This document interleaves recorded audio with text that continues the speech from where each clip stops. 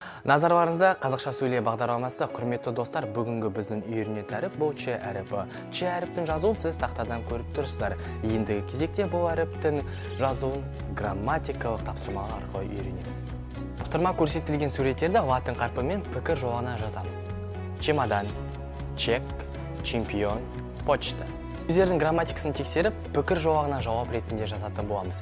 Келесі кездескенше қош сау болыңыздар.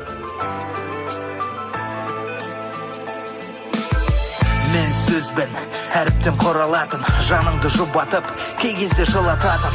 Мен суықпын, көңілде мұз боп қатар, және де ерітіп, жүректе от боп жанар. Мен шындықпын, қара қылды қақ жаратын, сүйегіңнен өтіп, қанжардай қадалатын. Өтірікпін жалған, бастап берер дауды, өткір шешемін, соғыспай жеңер жауды.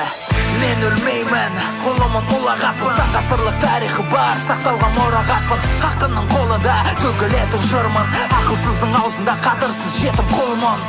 Мен қаһарлымын, бұзатын қамал, көз жетпестен бұрын жеткізетін хабар.